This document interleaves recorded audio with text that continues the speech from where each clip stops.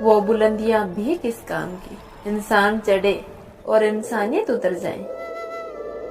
अगर किसी परिस्थिति के लिए आपके पास सही शब्द नहीं है तो सिर्फ मुस्कुरा दीजिए, शब्द उलझा सकते हैं, मुस्कुराहट हमेशा काम कर जाती है। एक बार कर्ण ने महाभारत में कहा कि दोस्त दुर्योधन, मुझे मृत्यु से भय नहीं लगता, पर भगवान श्री कृष्ण की निश्चल मुस्कान मेरे संपूर्ण निश्चल को भीतर तक हिला देती है। प्रसन्नता अनमोल खजाना है, इसे छोटी छोटी बातों पर लुटाया ना करो।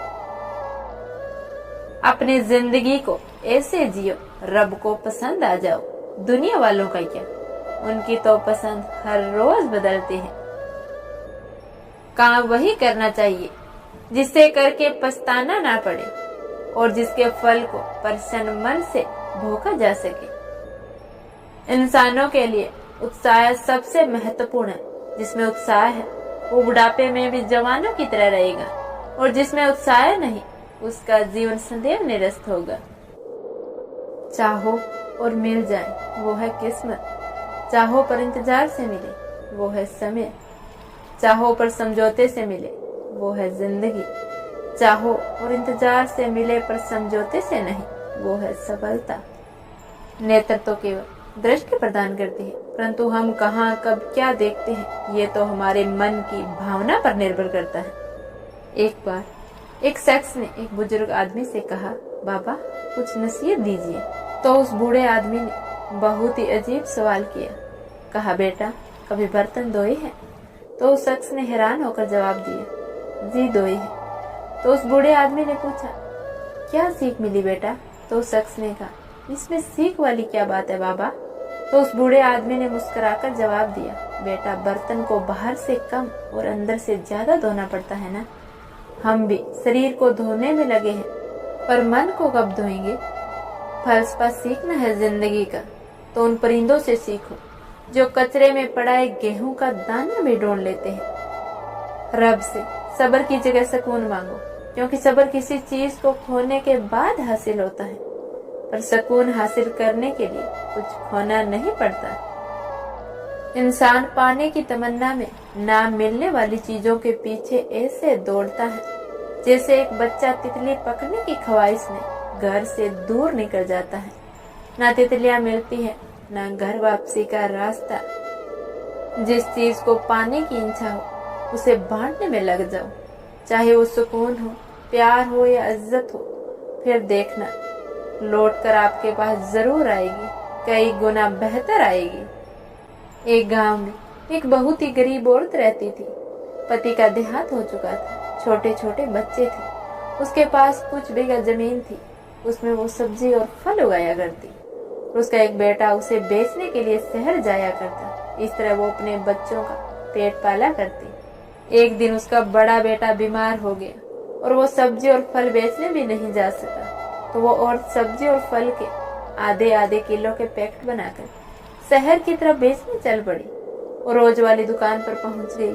हर पैकेट का वजन आधा किलो का था। दुकानदार ने सामान ले लिया और हमेशा की तरह बदले में आटा, तेल, शक्कर, चाय पत्ती और चावल उसे दे दिए। उस विधवा के जाने के बाद उसने सब्जी और फल को बेचने वाली जगह पर रखना शुरू किया।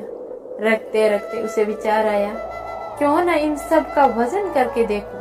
उसने एक पैकेट का वजन किया तो 400 ग्राम का निकला। सोचा शायद गलती से कम हो गया होगा। दूसरा तोला तो वो भी उतना ही निकला। एक के बाद एक का वजन करने पर हर पैकेट का वजन 400 ग्राम निकला। उसे आश्चर्य और हैरानी भी होने लगी। साथ ही साथ उसे उस औरत पर बहुत ज्यादा गुस्सा भी आने लगा। अगले दिन फिर वो विधवा सब्जी और फल लेकर दुकान पहुंची और दूसरे सामान की लिस्ट थमा दी। दुकान वाला एकदम से भड़क गया और गुस्से से उस गरीब से बोला कि चली जाओ मेरी दुकान से, मुझे तुमसे कोई लेना देना नहीं करना। गरीब विधवा बोली कि साहब बताओ मेरे से कहाँ भूल हो गई। दुकानदार चिल्लाता हुआ बोला, चोरी और ऊपर से सेना चोरी।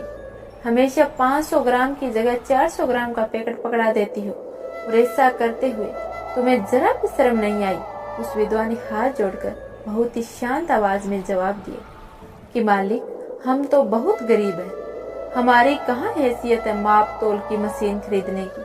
आप जो भी आधा किलो का सामान देते हो उसे तराजू के एक पलड़े पर रख देते हो और दूसरे पलड़े में आधे आधे किलो के सब्जी और फल के पैकेट रख देते। दुकानदार का चेहरा उतर गया। उसके पास कहने को कुछ भी नहीं बचा। खुद पर शर्म आ रही थी। उसने अपनी गलती स्वीकार करते हुए उस गरीब विधवा से माफी मांगी और बोला, बहना माफ कर दो, तुम्हारी इसमें कोई गलती नहीं है। सच है कि जो हम देंगे वही हमारे पास लौट कर आएगा, चाहे वो इज्जत हो, सम्मान हो, मान हो, अपमान हो, चाहे धोखा हो या निंदा हो। संक्षेप में यही बोल सकते हो कि जैसा हम दूसरों के साथ व्यवहार करेंगे वैसा ही व्यवहार हमें वापस मिलेगा। जैसा हम कर्म करेंगे वैसा ही फल मिलेगा। जैसा बीज बोओगे वैसा ही फल पाओगे। जैसे कि नीम का बीज बोओगे तो नीम का पेड़ ही उगेगा, आम का नहीं।